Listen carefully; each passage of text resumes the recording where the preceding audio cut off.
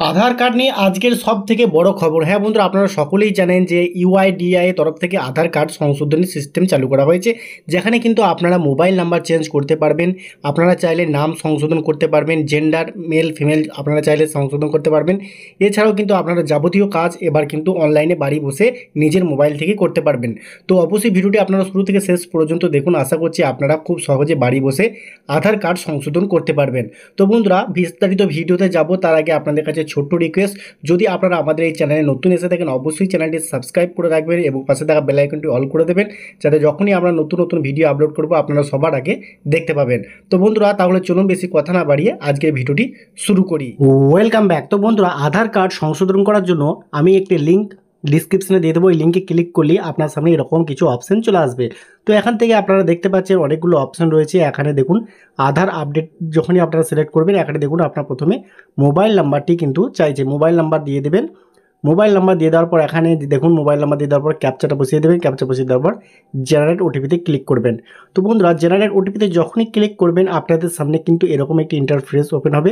তো এখানে দেখতে পাচ্ছেন, এখানে কিন্তু আপনাদের এখানে দেখুন আধার নাম্বারটা দিয়ে দেবেন।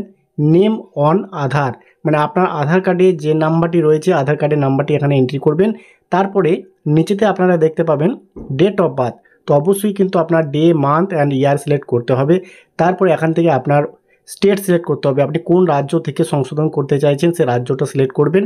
তারপরে রাজ্য সিলেক্ট করা কমপ্লিট হয়ে গেলে এখানে দেখুন সিটি, এখানে কিন্তু আপনাকে ক্লিক করতে হবে। সিলেক্ট অপশানে ক্লিক করে আপনার কিন্তু আপনার সিটিটা সিলেক্ট করে নিতে হবে।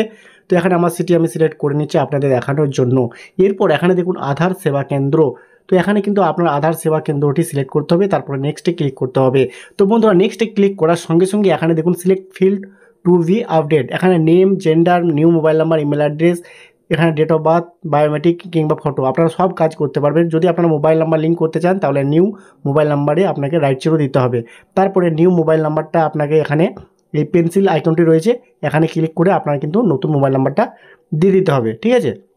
তো মোবাইল নাম্বারটা দিয়ে দেওয়ার পর আপনার এই ক্যাপচা কোড দেখতে পাবেন। ক্যাপচা কোডটি আপনারা বসিয়ে দেবেন। বসিয়ে দেওয়ার পর সেন্ড ওটিপিতে ক্লিক করতে হবে। তো চলুন আমি মোবাইল নাম্বার বসিয়ে সেন্ড ওটিপিতে ক্লিক করে আপনাদের পরের অপশানটা দেখিয়ে দিচ্ছি। তো বন্ধুরা, সেন্ড অপশানে যখনই আপনারা ক্লিক করবেন আপনাদের সামনে কিন্তু এরকম কিছু অপশান আসবে। দেখুন এখানে আপনার মোবাইল নাম্বারটা টাইপ হয়ে গেছে। এখন নেক্সটে ক্লিক করলে আপনাদের সামনে এরকম কিছু অপশান আসবে।